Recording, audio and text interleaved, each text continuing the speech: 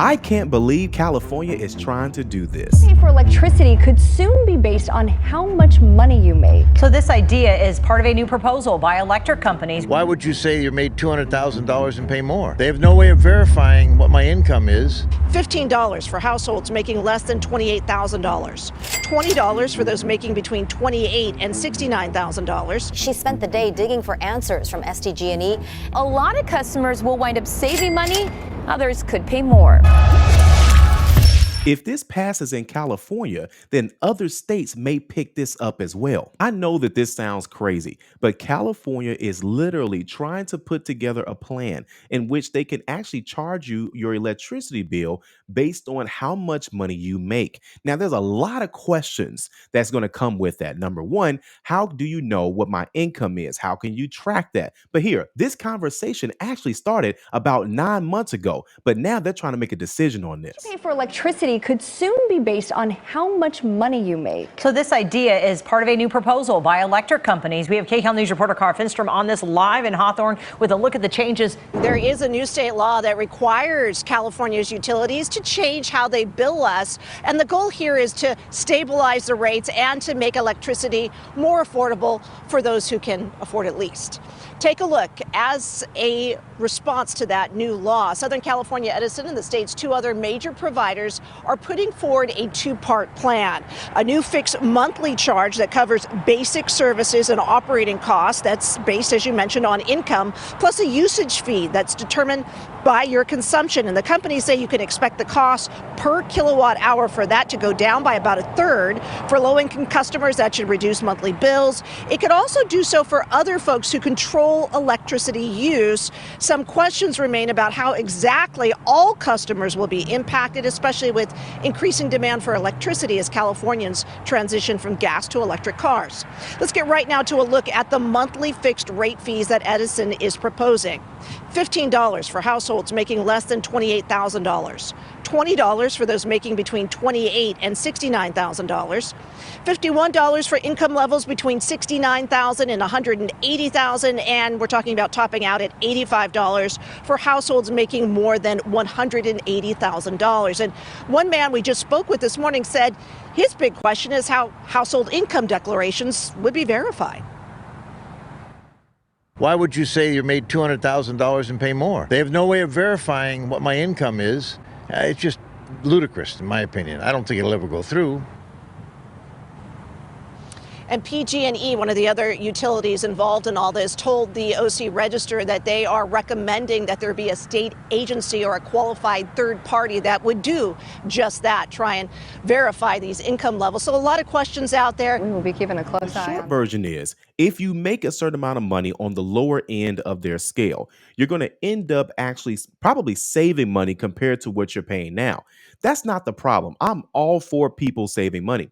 However, there are some things that I think that's not fair. And if a person is quote unquote making more money or more successful, then they have to pay more for electricity, the same electricity that everyone is using. It's almost like saying that a person should be paying more at the gas pump simply because they make more money, which we know that doesn't make sense and is also not fair. Big changes could be coming to your SDG&E bill. CBS 8's Shannon Handy is working for you on this story. She spent the day digging for answers from SDG&E and breaks down how much less or more you would pay. Essentially, people would be billed based on their income. So while a lot of customers will wind up saving money, others could pay more. The state legislature passed a law last year that requires a real fundamental change in how electricity is priced in the state of California. That law, says Scott Greider, SDG&E's Vice President of External Affairs and Operations Support, requires California utility companies come up with a fixed rate plan as a way to help stabilize rates and make billing more equitable.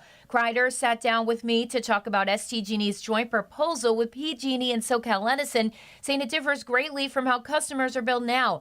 Currently, you not only pay for how much electricity your household uses, but other things such as how that electricity is delivered. Both prices vary month to month.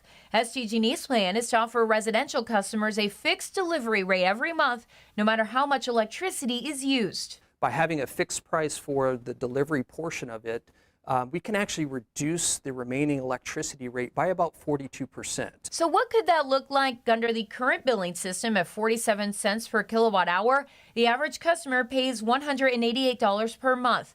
Under the fixed rate proposal, they pay $181. Here's a breakdown of where you'd fall based on your income. Households making less than $28,000 a year would pay a fixed delivery rate of $24 per month.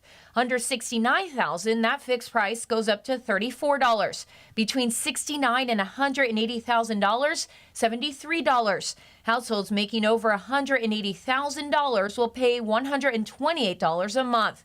Everyone's average kilowatt hour rate drops from 47 cents to 27 cents. This proposal is income based, but some people feel uncomfortable about giving away their financial information. What's your response to that? We would agree. We don't want customers' financial information. Our perspective is the state it will be is very capable to be able to do this and really be able to send us the data that's needed. Kreider tells me SDG&E would not make more profit under this plan, but I wanted to know, with so many customers potentially saving money, how would SDG&E maintain its record numbers? To make SDG&E's profits stay consistent, if you have higher income customers pay more, it makes up for the savings from the lower and middle income customers. Yeah, that's correct. Another thing to consider, this would impact every residential customer, including those with solar. So even solar customers now who don't pay any delivery charge, they will be included in this proposal. That's correct. Fixed rates are already the norm for water and sewage. As for electricity, Kreider says these changes are the result of California's climate goals, saying with more and more people transitioning to cleaner energy, such as electric vehicles, we have to find a way to make it affordable. We've heard loud and clear from our customers that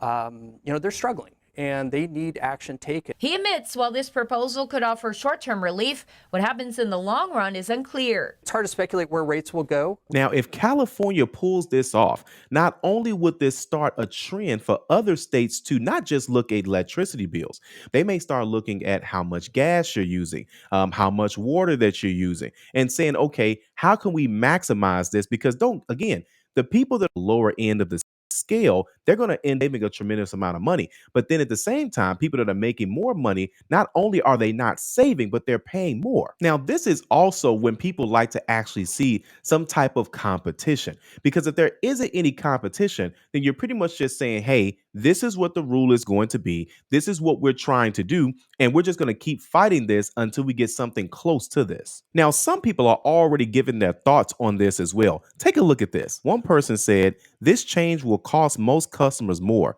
guaranteed. Some customers will find a way around it, such as putting the bill in a family member's name who has a low income, or setting up an LLC or something. Also, how often will income be asked, and how will it be verified? Lots of opportunities for people to game the system.